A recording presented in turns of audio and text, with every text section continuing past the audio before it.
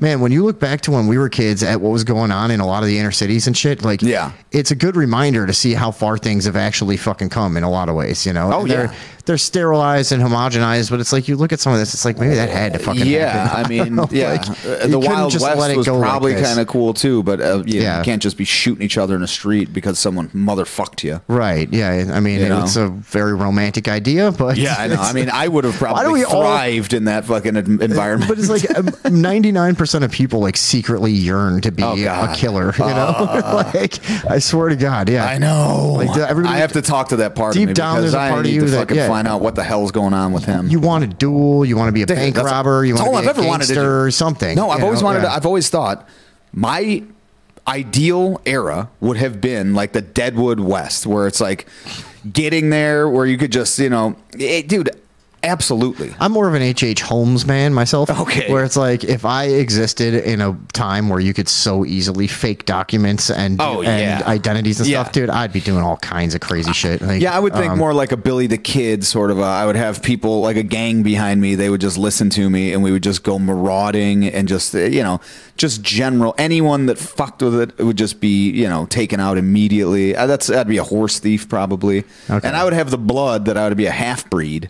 Okay. So, I'd have been a half Apache, a half breed, so I would have been really on the fucking law's radar. So that's what but they couldn't find you. See, I would build a grotesque 3-story monument to torture and death. That's what I would probably do. But no, and you'll talk to him about that tomorrow. Your Apache thing is cool too. Yeah. All right. So let's look at this. Yeah, let's take a quick look at Harlem.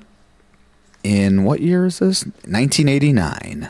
Yeah, 1989. Here we go. Let's take a look. I don't think there's any real audio that goes with this, if I remember. Oh, there is. Cool. So yeah, here we go. Look at this shit. Yeah, dude, we forget. You remember going down to the city when you were a kid? Oh yeah. And parts of it that there's still places that look kind of like this, sort of, but not as like much, this, dude. Though. Yeah, there's a few. There's some, but they've been condensed. I would say, I guess. And wait, I'm gonna put us on here because it's really not imperative that we see the entire screen, and I think most people would want to see us. Nah. Maybe up here. Yeah. There you go. So anyways, I went down to we worked at a college like a few months back, and it was right by, I couldn't estimate precisely, but judging by where I was, and I remember where the Robert Taylor homes used to be, right? Because you could see them from the baseball stadium and shit. Comiskey? Yeah, and so I was, we had to be just a couple of blocks, for a few blocks from where they used to be. It's nothing the way it used to be. It's crazy how, like... It's not even the same place. How much nicer, it's fucking insane. It's like, dude, it's I'm like... gonna bring this back once. I just wanted to see what the hell this hole in the wall was. Oh, okay. Just a hole. Yeah, that's just where you get in and out. Yeah, there's another one here. Why not?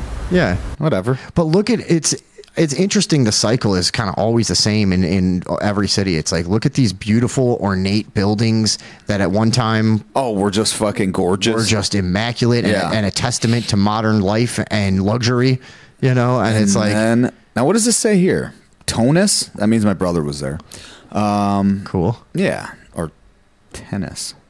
Yeah, but like, look, Jesus Christ. And this happened in a matter of, are these all doorway? Oh, these are all, okay. This happened in a matter of 30 years or so, It's pretty fucking crazy, man. Yeah. Obviously I never spent any time in New York. Oh, and by the way, I've been there, but every car in this video is a banger. I want every single car here. I like that. Those guys are fucking up to no good. Something. Yep. Arguing about crack. Arturo and fucking let's see. Oh,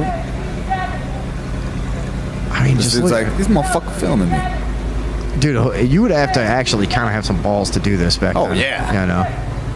When it wasn't just that everyone was being. What is this guy doing? A census? Yeah, I don't know. Snack Shack. I love it, dude. Yeah, every one of these cars would be fucking... But look, not that one, not the Chrysler. Dude, you haven't seen one fucking... Not that one. There's just a Newport ad. That's the only thing that's clean in the whole neighborhood. Thelma's. We got to keep that ad up. But then look how... No! And then you see... A curly mustache hipster. That's what we will see here, I'm sure, actually, now that I think about it. In 2022, yeah. Yeah. But then you see, they get up to. Did you rewind it or? Oh, okay. Yeah, well, you saw a second ago. They got up to like the one border street, and it's all of a sudden like all clean and nice. Yeah, where was that? That was right here. But look at these cars, dude. I don't remember cars being so awesome then, because you didn't think they were then, but now I want all of these. Yeah, they were junk at the time. Yeah, here, you can skip forward a little bit. I mean, like, you haven't seen one thing that isn't fucked up. You know? No, like, I mean, that's look at this, dude. Look. And there's people in all these fucking places. Look at this building. Yeah. God damn. Harlem, man. Oof. Yeah. I mean, this is the way that the Chicago used to look like this, too. Absolutely. Yeah. This was... a lot of places. I mean, even parts of, like, Aurora or, like, smaller towns, true. you know? That it's all been... It's weird. And I don't know exactly how to explain it, but it almost feels like just the modern zeitgeist won't accept this anymore. No. You know? Cleaning ladies. It's like, yeah. We've talked about this. Right. The Polish did it. It's just... But no, you know what I mean? Like, it's almost like this is like a bygone era, and like it's like, well, if we just gotta have a fucking Smoothie King and a Popeyes instead, like, it's better than this, you know? Like, I guess, because there's neighborhoods in New Orleans, like I was saying, that used to be places that looked like fucking war zones that I would go to with my black friends as a fucking adventure. It was like, you know what I mean? It was like, we were keep your head on a swivel. Oh yeah, dude, we were like fucking, you're not relaxed. That, I mean, that was like going out to sea, you know? It was like, you know, make sure you had your supplies, you know your story. Yeah, you don't get separated from the people you're with, or else you're fucking doomed. And there were places that were like that back then that nowadays have like a Cricket store and a gas station, and everybody's walking around shopping. I mean, where's the later? Okay, is this it? No, this is still 89. Look at these fucking cars. I think my buddy had that car. Dude, actually, I think Luke had that car. Yeah, these are all cars that people's parents let them just like, this thing sucks. This yellow Monte Carlo. Is this a Monte Carlo they come up on? I don't know. I don't know cars. Luke would be able to tell me. Oh, it's a Cadillac. Okay, well, whatever. Yeah, I don't care. They're cool though. Yeah, they're heavy. Yeah, look at this. Dude, I told you, every single car. Like, oh my god, this is badass. Yeah. Fuck, dude. Yeah, these houses, on the other hand. Hey, that's the van that you were going to buy the other day. I know. I really want that van. Look at that cool back window with that circle window. That's awesome. Yeah, it's a shorty. It's a fucking Dodge Shorty, I think. All right, let's skip back to 20. Okay, right, 2020. So this is the same neighborhood. Okay, 2020. Yeah. So let's see when it switches. Look at this. Yeah, it's just become, like you said. Is it the anodyne? Is that a good word for this? Well, no. So this is what they call this is what they'll call gentrification. Yeah, and it's like, you know. Now I get it. It's a more nuanced conversation than just that. But it's like, but we're not doing worse. This is a lot better. Yes, it's, you know. I mean, I'm sorry if we sacrificed some culture or something, but like, but I don't know why I'm having to frame this way. Yeah, like, I don't know. It's interesting. It's just interesting economically. It's interesting culturally to look at, like, you don't see the giant sections of the cities in the state of disrepair that they were when we were little kids. No. You know, it's like people have said, now some of it is, I think the internet is like, you know, people have figured out a lot of options and ways to like better their surroundings through the internet and stuff like that. That's part of it. Sure. But just access to information has grown massively. Right. I mean, we're all in access to opportunity. Yeah. Right. I don't know if that's a big part of it or what exactly it is. Now, a lot of people will tell you, okay, it's just that, like, you know, they drive the property values down on purpose or let them go down, and then somebody buys everything up at pennies on the dollar and then rebuilds it into a nice neighborhood and makes billions and billions of dollars. You know, I mean, that is a thing. Yeah, but the other thing is, this is the result.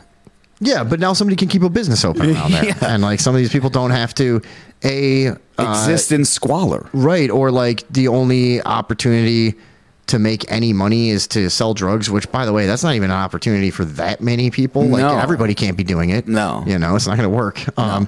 And, or whatever, or, you know, maybe you get a fucking job at a big corporation somewhere down the street or whatever. But like, I mean, this is insane. That's a fucking insane. I mean, that's you could have a sandwich shop. You could have a fucking billiard hall. So that's 30 years. Yeah. That's a 30-year difference. That's fucking insane. Well, and if you think about like what we saw, the state of disrepair it was in. Look, white people and black people talking to each other. Yeah. If you if you look at what we were looking at before, the state of disrepair that it was in, I mean, it didn't look like that in the 60s. You know what I mean? No. It was like that. No, the 80s was terrible in cities. The 80s was rough. A lot of shit went downhill. Yeah. Yeah. Yeah, in the 70s too. I mean, yeah.